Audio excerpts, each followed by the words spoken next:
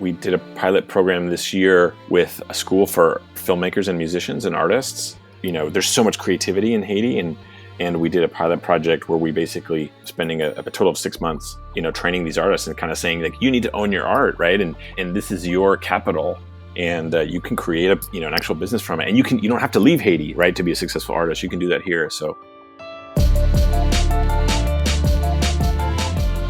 You're listening to the Let's Give a Damn podcast, your source of inspiration and motivation to give a damn about the people, places, and things around you. I'm your host and friend, Nick Lapara. I hope you're doing spectacular, and I truly hope 2018 is off to a great start for you and yours. My guest today is Stephen Keppel. Stephen is the Vice President of Social Impact at Univision, or Univision. Yo soy de Guatemala, y en Latinoamérica se dice Univision. But for all the gringos, we'll just stick with Univision. He's also the General Manager of Rise Up, the Executive Director of the Univision Foundation, and the co-founder and chairman of EGI, the Economic Growth Initiative for Haiti. Yes, he has done all those things. He is doing all those things. He's a pretty amazing individual. And I think this conversation will be super helpful for you, especially if you work and exist within the corporate workforce. Stephen hasn't let the corporate world and the barriers that exist within that world stop him from making a difference in so many valuable ways. I hope you'll enjoy my conversation with Stephen Keppel. Here we go. Let's do this.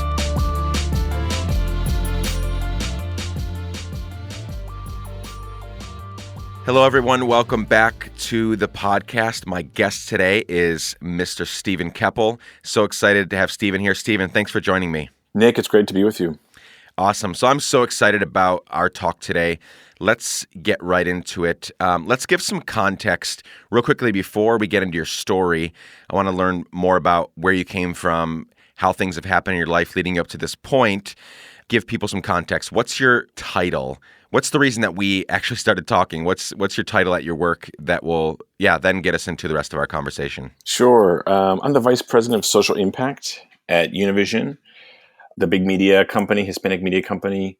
I'm also the Executive Director of the Univision Foundation, which we recently launched, and helped to lead Rise Up, which is sort of our social impact brand and platform. Amazing. Well, we are going to dive into so much of that just here in a few minutes, but I always like to begin our conversations, or most of the time anyway, talking about where you came from. What are the people, places, and things that formed you, made you who you are today? Because so much of that, truthfully, influences the kinds of decisions you've made and the kind of work you've gotten into. And so many of those things are easily traceable back to, oh, this person said this, or my dad said this, or my mom did this, or I encountered this in school. So take us back as far back as you want to go and just give us some context for where you came from, how things kind of got to be the way they are today. Sure. It definitely goes back to my childhood. I don't think I would be where I'm at today if I didn't have, such an amazing family and parents who sort of cared not just about raising me the right way and giving me the right education, but also making sure that I would turn out to be a human being who cared about the world. So I grew up in Eastern Pennsylvania, not a super diverse place. So, a little bit of, different cultures here and there, but a little bit rural, close to the sort of Allentown, Bethlehem, and Easton area. Anyway, I think because maybe there wasn't a lot of diversity where I lived and kind of where I first went to school, my parents always took kind of great pains to make sure that we engaged with the outside world, whether that was like taking a lot of trips to New York and Philadelphia and in other cities, or, going to a Black church on Martin Luther King Jr. Day. Looking back on, my parents did that a couple of times, and I look back and think, nobody I knew was doing that where I grew up, and it didn't seem that strange at the time. And I think that was the beauty of all of it, of what my parents did. And I had grandparents that, especially my grandfather, who came from a humble background, kind of growing up on a farm in Pennsylvania, and went on to travel the world, as a businessman and executive, and had great stories of Europe and Latin America and Asia and different places he went. And so I think that childhood really, those experiences exposed me to different cultures and ideas, and to kind of I think because of that, I grew up as somebody who was always curious and in different ideas in different places and different things. And then I think too, I grew up in a very Catholic family and community, and Catholic school pretty much from grade school through college at Notre Dame. And I think looking back, I was fortunate to have a handful of teachers and professors that really stressed the kind of Catholic social teaching aspect of it. There are definitely some parts of Catholicism and religion in general, which aren't for everybody, and sometimes can actually lead people to be more closed-minded. I was fortunate in the experience that I had, where I had a lot of great teachers that again reminded me that you can. A lot of this teaching is very progressive in many ways, and so I think when I was at Notre Dame, sort of volunteering in the community, helping others and being involved in kind of mission trips and that sort of thing was just kind of something normal that people did, and so I got used to it, and I think from that stage, from graduation, I just always knew that I wanted to do something good and look back on my life or even in the present and just make sure I was doing something positive for the world. So I think I always had that with me, and I remember specifically kind of graduating college and thinking about what I wanted to do. I had studied I think marketing and psychology and had interned for McCann Erickson in advertising, and I just kind of thought, I don't think I want to just do this for the rest of my life. So yeah, it was that upbringing that kind of led me to branch out and spend a couple of years in Haiti, teaching English, and then later starting a project for entrepreneurs. So that's kind of how those my kind of big moments in journey to be who I am today. Yeah, a lot of that totally makes sense. Do you remember there being, I've had so many amazing guests on, amazing humans, and for some it was more of like it was a progression, right? I always ask, was it like a one time, like was it a big situation that caused you to begin to give a damn, or was it many different circumstances all bundled together over years? And some say no, it was this one thing, this one trip I took, or this one person I met. Was it more of a progression for you, or was it? And I think I may know the answer based on the story you told, or was there kind of one situation you can remember where it was like, I can never unsee or unfeel what I just felt and saw, and I have to, orient my life around, giving back and helping people, that sort of thing? It was definitely a progression, but there were obviously key moments that kind of really just rooted that in me. I think in college, knowing what I knew, sort of my background helped me get involved in some things, like helping out in the local community in South Bend, Indiana, on a couple projects, and some really tough neighborhoods there. There's a huge community of Mexican and Central American immigrants. There's a strong Black community there that I had the fortune of I did Big Brothers Big Sisters and worked with a great kid and a great family there. And so I think by the time I was graduating college, through those experiences, I kind of you sort of get the sense like I can't really just go and work on Madison Avenue and have, try to have a great advertising career knowing what I know about the world. And again, credit to sort of my teachers and mentors for that. And I think too, one thing I would like to mention when I was still in college, I had a business professor, a finance professor named Carl Ackerman. And I went to him one day before I graduated, almost to like talk me out of, what I was planning to do. And I was thinking about either Peace Corps or going to this program in Haiti. And I said, hey, yeah, I want to have a discussion with you. I'm not sure if this is the right thing to do or not. And I kind of thought he would tell me, go get the job you want, save some money. You can do some good social good stuff on the side and life will be good. And he was totally like, no, you have to do this. If you're thinking about doing this, if you're thinking about going to Haiti or Latin America or, to do service, he's like, you've got to do it. This is your chance. And he was like so excited. And that was really the big push I think I needed to take that step. And I think it probably saved me years of being frustrated in jobs I didn't like.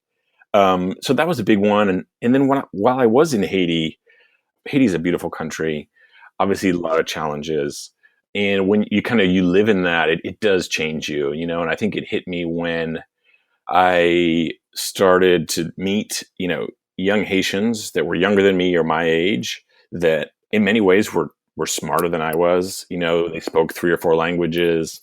They had gotten themselves educated. They were just hustling and making it.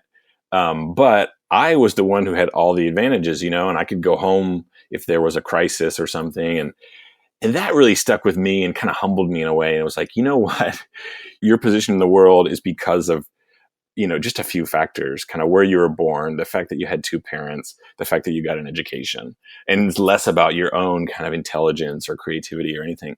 And so that was huge for me because it helped me understand my own privilege and also give me a sense of really a mission to do something with that privilege to help other people. So I would say progression, but then those kind of moments in college, and then when I went to Haiti, that really drove it home for me. How often do you get back to Haiti nowadays? Yeah, I get to go back at least once a year, which is great. And it's much easier now that I'm based here in Miami. When my second year in Haiti back in 2005, I started a foundation there called the Economic Growth Initiative for Haiti, or EGI, which had a goal of helping entrepreneurs start their businesses. And it's kind of morphed in over the last 10 or 15 years into a program that we run every year that identifies and trains Haitian entrepreneurs. And so anyway, I get to go back at least once a year. We have an awesome team that runs the program in Haiti, and I help fundraise in the U.S. side. But yeah, I get to go back every year and get to meet the different entrepreneurs. And I was down a few months ago in September. I went down and helped teach a workshop. And anyway, that has been a real gift in my life, that experience and the ability to go back. Because again, I guess I get to contribute a little bit, but I learned so much from those trips and from visiting those people. Yeah, now that you brought up EGI, let's talk about that for a minute. So why give work and give jobs versus give charity, right? So there's a lot of conversations today from all sides about, is charity the most effective way of taking care of people? Or should we be giving them work? Should we be developing programs? Should we be helping them make a living for themselves, right? And I think the answer is very clear. I've been involved in nonprofit work for 21 years now, mostly charity. And now there's a lot in the last couple of years, I've been transitioning to trying to figure out what my place is in the social enterprise, social impact space in terms of giving work, helping them develop. So talk to me about how EGI, how it was birthed, how it came to fruition, and why that versus like trying to raise money to just give them money, right? Give them clothes, give them food, give them, water, those sorts of things. What's the thinking there, and why did you choose to tackle this? When I first went down, I was part of it was called the Haitian Project. It was the organization, and it was Louverture Cleary School, and it was basically a boarding school for middle. I think they did like basic grade school through high school for underprivileged kids in Haiti that couldn't afford it, and they had kids come in from some of the poorest neighborhoods in Port-au-Prince, and they would come in with an exam, get selected by exam. So you get kind of 30, and they expanded to 60 kids recently every year. And anyway, by working at that school, I got to see that a kid coming out of like the worst slum in the Americas spends 8 years at this school getting educated, and then kind of goes off and has a real shot at life. So the idea of providing education was really made clear to me through this project. And sort of my boss and mentor at the time, a guy named Patrick Moynihan, who's still doing great work in Haiti, kind of spoke with me about, he was really a part of the launch of EGI. And part of it was I was a little frustrated with just teaching, and I wanted to do something, and I had studied business, and I was like, how can I help? And basically he was like, hey, we have a couple graduates. They just lost their jobs because in 2004, the president left the country or was kicked out, depending on the story.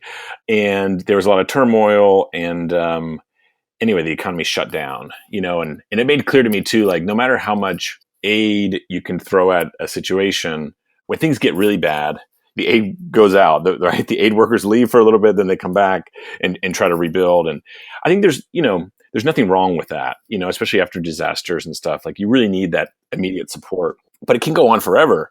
And that's not really helping anybody if you're just doing charity forever and ever and ever. And it can create a dependency. And so I got to see that. And I realized that just by using the skills that I had in that case, which was knowing how to create a business plan, I could help really smart people who had great ideas, formulate them a little bit and think a little bit more differently about how they would actually create a business that can create wealth and jobs, rather than just kind of a micro business that maybe, brings in a little bit of money here and there. I think our goal has always was with EGI has always been to like create like a traditional small and medium sized business that can support the owner, that can support the employees, and that kind of brings value to the country and the economy. Again, that good experience of learning that early on, like, wow, there's been tons of charity in Haiti, and it hasn't really moved the needle like forward. Again, there's like basic needs that people need after disasters and that sort of thing. But in a country like Haiti and I think other developing countries, the people that know best about kind of what country they want to build and how they want to build it are the people that live there. And that's sort of always been part of the ethos of EGI is like basically let's take what we know, which is a little bit about how to put the business together.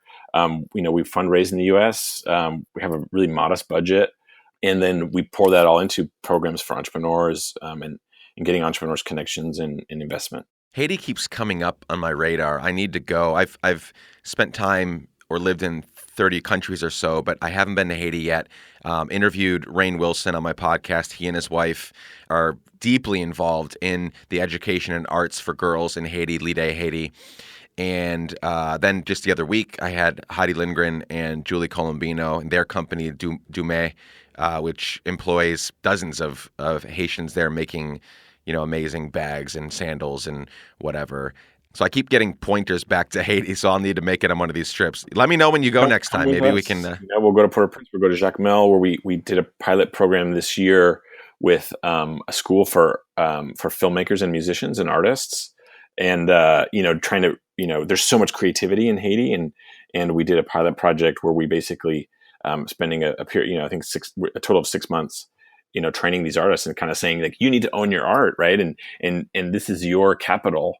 And you can create an actual business from it, and you don't have to leave Haiti, right, to be a successful artist. You can do that here. So yeah, next year, let's go. I love it. Okay, so we have these impactful situations that helped you give more dams, right?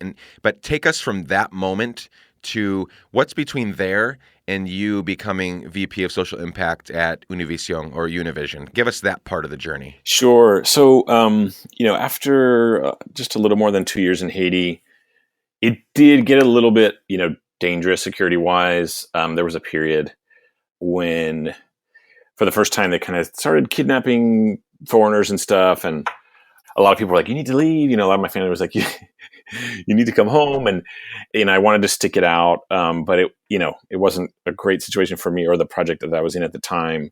And I realized too, and I think I had some advice from my boss Patrick that I could have more impact over the long run, like if I got more educated really on what I was doing. And I think that was something too. I always felt like I was doing this and I knew a little bit, but I didn't know, I didn't know the history, the sort of economic and political development of a lot of these countries and how they get in situations like this. So I went to Columbia University, the School of International and Public Affairs, and did the master's program there, looking at economic and political development, kind of really ignited a love for economics there, and again looking at some of the reasons why countries like Haiti and others get into the situations that they're in, and a lot of it is economics and politics, and a lot of it people in these countries don't have full control over.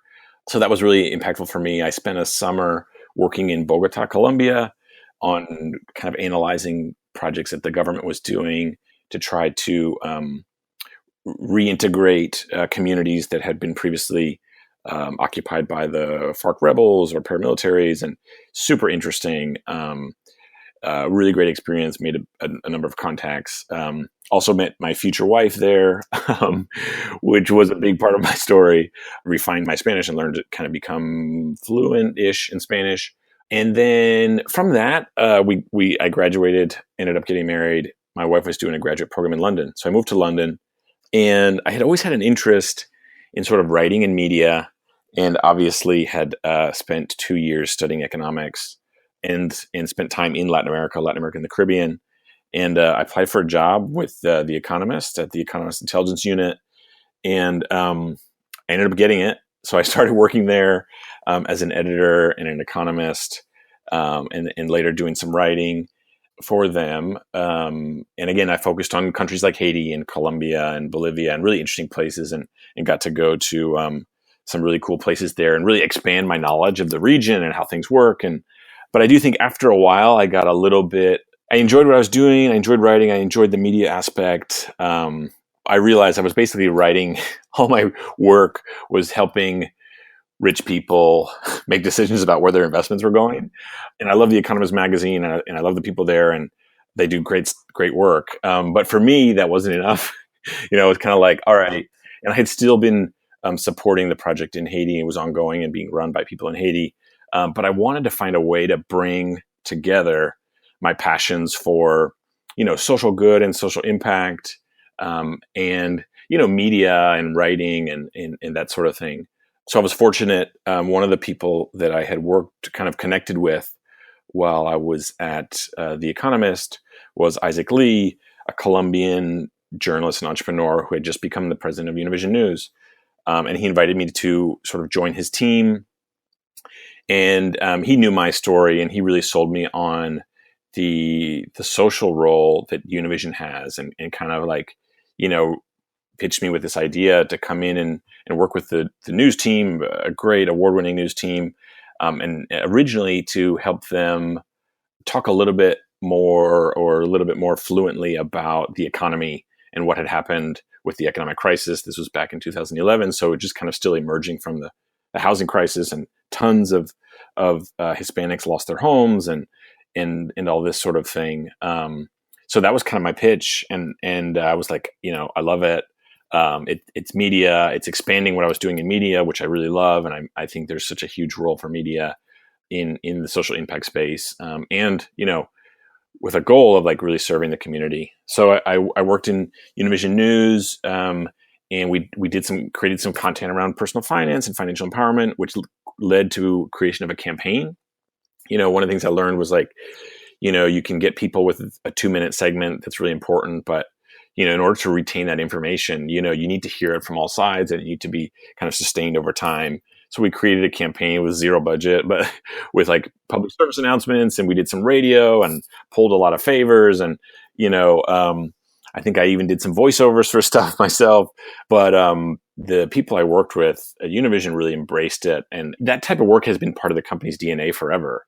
All I really did was kind of build on what had been done and structure it a little bit better and target it a little bit better, and, use what I knew about digital media and social media to kind of reach audiences in a different way. And so that kind of snowballed into health projects and environmental projects and education projects within Univision News. And as the company kind of expanded into English language content with the launch of Fusion TV and Fusion Digital, started doing some similar work with them. And the company has really grown in the past few years to position itself as a voice in media, not just for Hispanics, but also this sort of rising multicultural millennial mainstream, right? A younger audience. Our audience is even on Univision TV is much younger than the average English speaking audience. And with the launch of Fusion, we also saw the importance of this sort of next generation, whether it's second generation Latinos or other groups that, are like myself, are married with people from different countries and have kind of bicultural kids and bilingual households. So that was exciting to me. And we started to expand kind of this social impact work across that. And again, this is kind of all built by a huge team of people in different parts of the company. And I would say in the last 2 years, we've really created a team, a social impact team, and a corporate social responsibility team to better structure all this work. And I think that kind of led into the creation of the Univision Foundation earlier this year, which I think will help us do even more. That's a great journey and progression all over the world to get you to where you are today. So let's discuss this Univision Foundation. What I'm trying to do is I want to give people I know there are people listening right now that are in that corporate job, that are in that workplace, and they feel like their hands are tied. They can't do anything here. They can't make an impact. And I want to give them an idea of what could happen if they, work hard and share the vision and keep going after it, right? So tell me about the foundation. Tell me about Rise Up. Let's talk about some of the things that you've been able to accomplish as Vice President of Social Impact. What are some of the kinds of things that you've done as a result of your work and as a result of you really pressing forward and giving a damn? To kind of answer your first point, so myself and the people on my team are all people that maybe started off somewhere else, like in whether it was within media or other industries, and something inside them said like, I really need to do something that makes a difference in the world, and however big or small.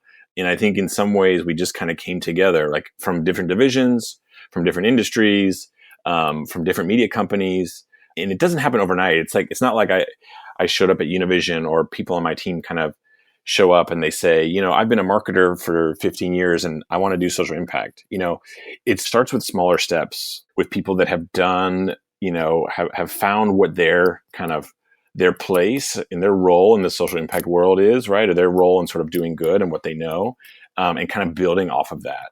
So I kind of preface that to say that there are more roles than ever in the corporate world for people that want to, use whether it's media or like just corporate power, right? Resources for good. The corporate responsibility space, I think, is becoming more important.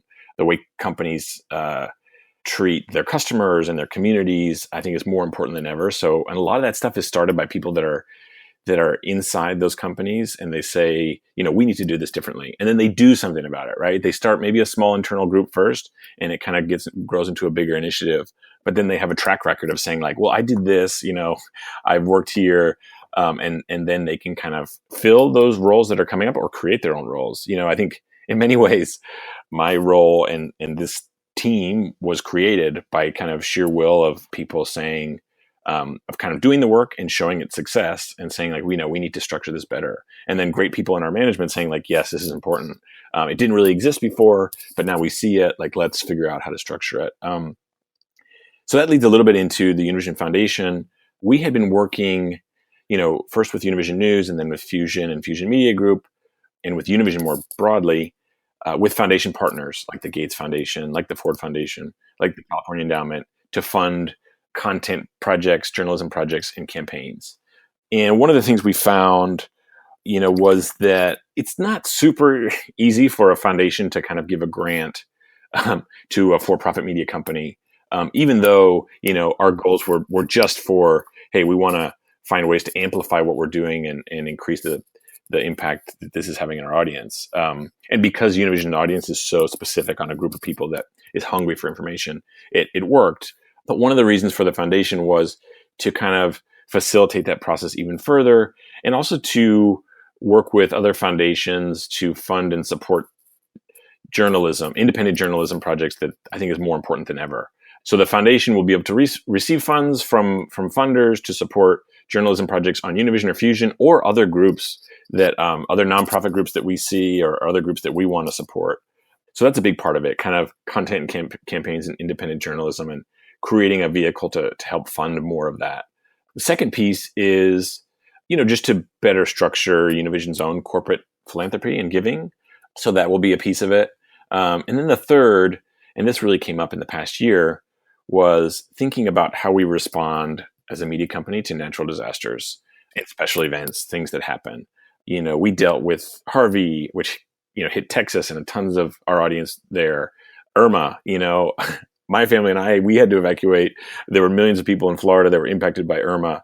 And then, Maria in Puerto Rico, which devastated that. And not to forget the, 2 huge earthquakes in Mexico, all key aspects of our audience. And so we came together, we did some great like fundraising and telethons, but we didn't really have a way of controlling where that money goes. So I think in the future, the foundation will help us to do that. And we're thinking about some exciting things that we can do with that next year and supporting some of these places that were hit in 2017.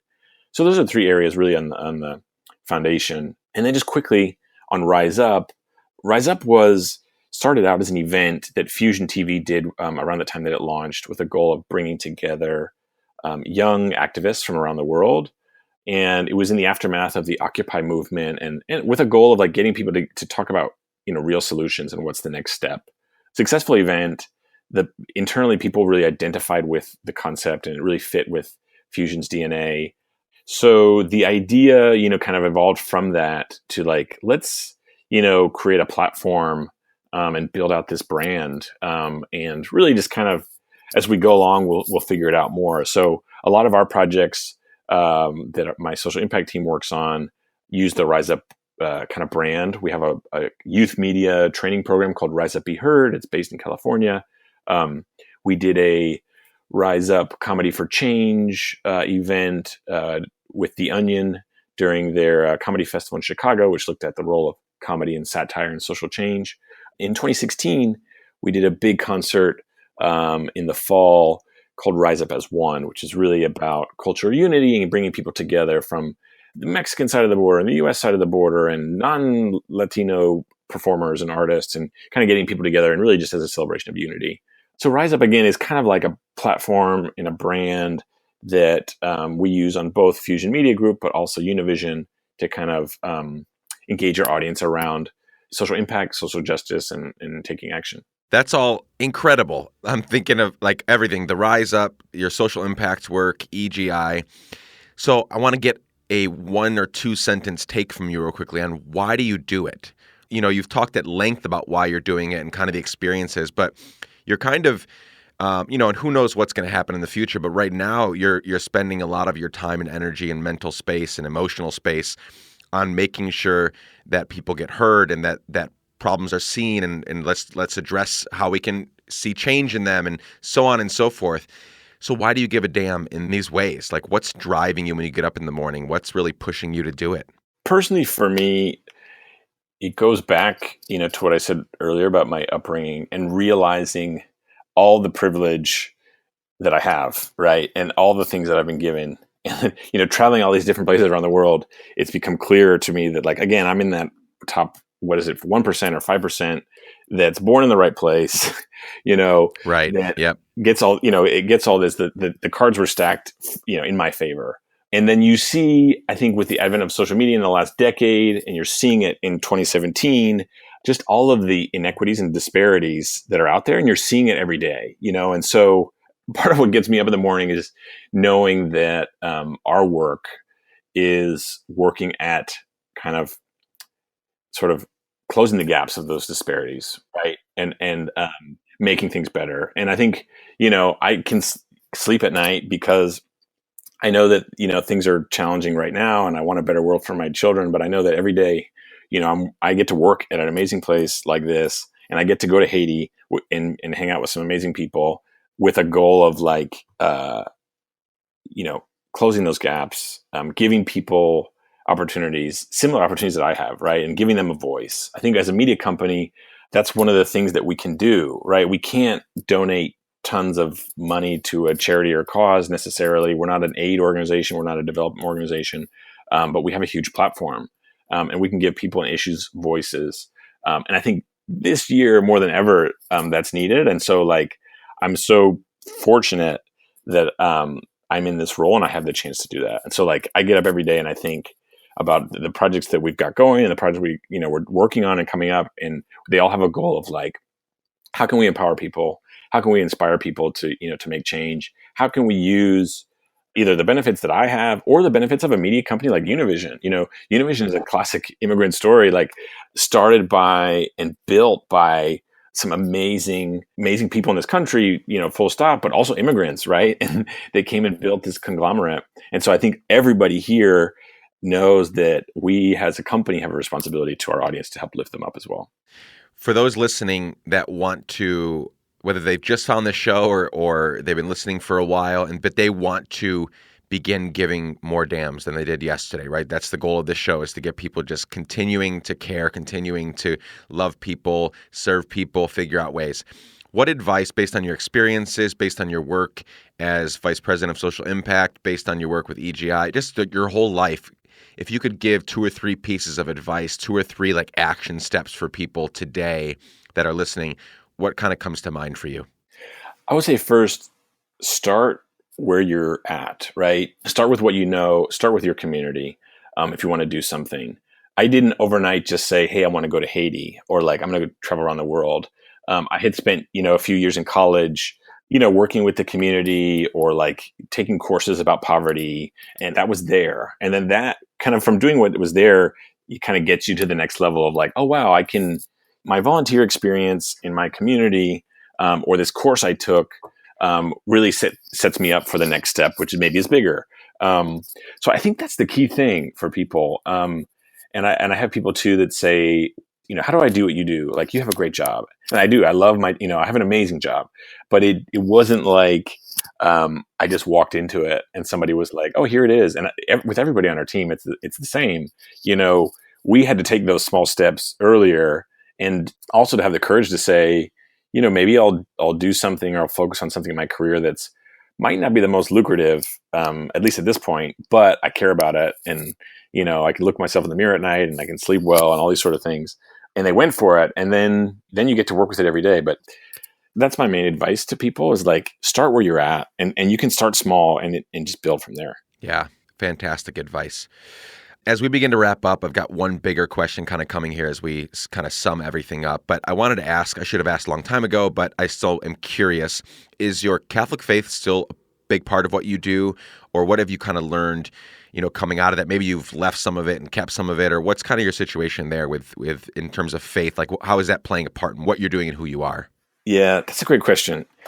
I think it's always a part of who I am. I think my sort of relation to the faith has always depended on where we live and what the community is like. Again, there are parts of, I think, religion in general, which can be very restricting, and can be negative. But there are parts of it that are, beautiful and amazing. So, currently, we have a great community here, and I don't have my kids in Catholic school, but, we go to church from time to time. I think when I think about raising my kids, I try to think about the best parts of Catholicism in my childhood, which again was these sort of social messaging and the morals, So it's kind of a mix, It's I'm not one of those that like complete, that like left the faith when they grew up and they're completely done.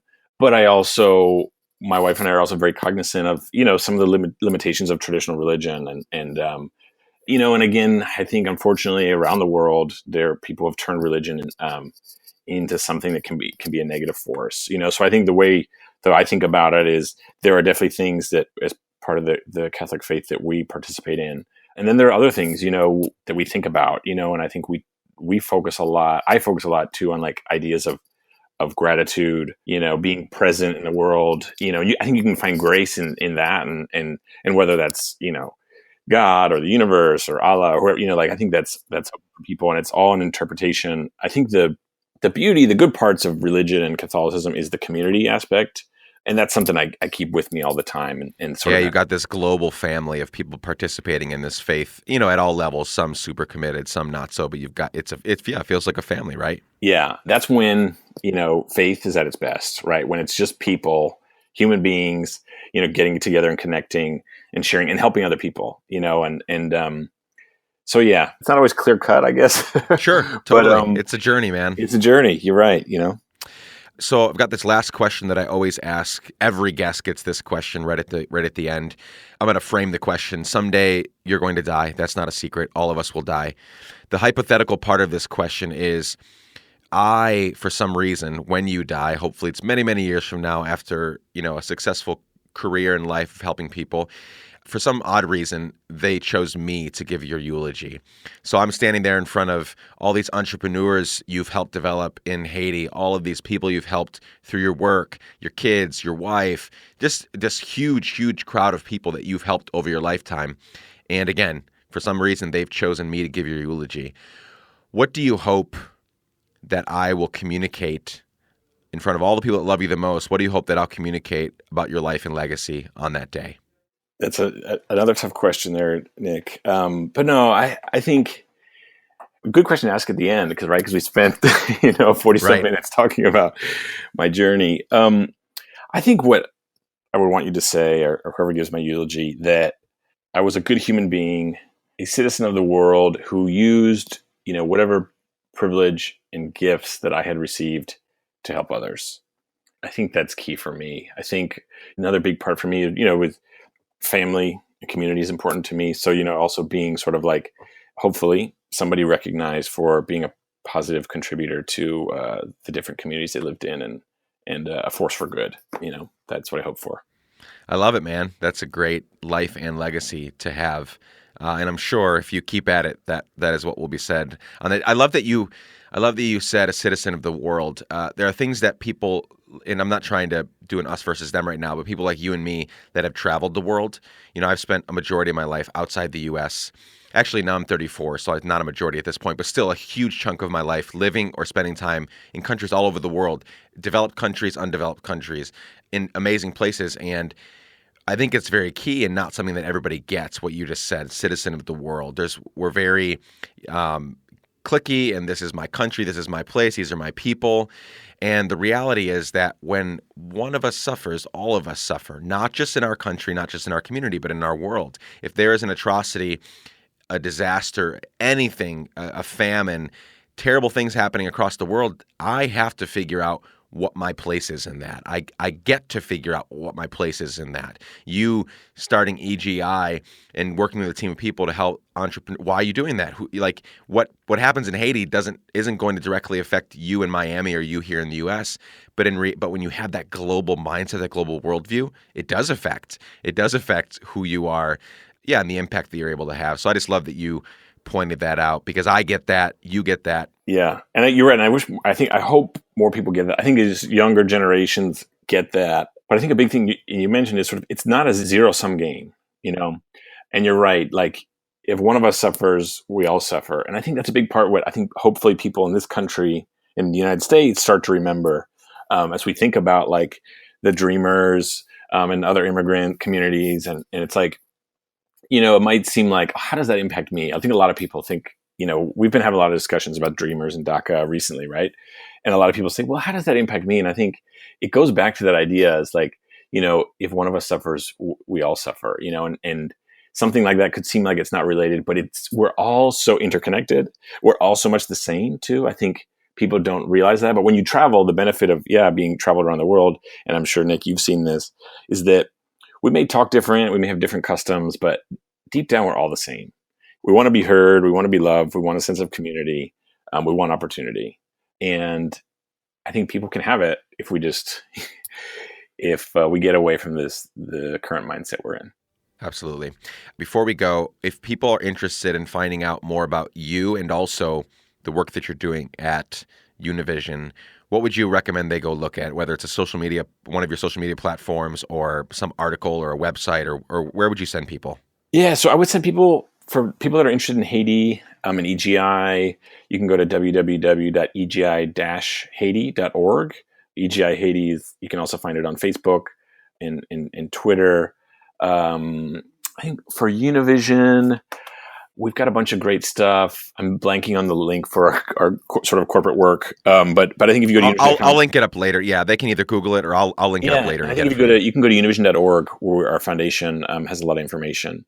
And then I would say for me, just LinkedIn. If you look at Stephen Keppel on LinkedIn, I've got a lot of information there. Or on Twitter, I'm just at Stephen Keppel. I'd love to hear from people. I'm always learning in what we do. I'm always looking for opportunities. And if there's any way that I can help, I will. Fantastic. Well, Stephen, this has been amazing. Thank you so much for joining me today. I know the Let's Give a Damn family will benefit greatly from hearing your story and about your experiences and what you're doing. Let's do it again soon. Thanks so much. Thank you, Nick. I really appreciate it.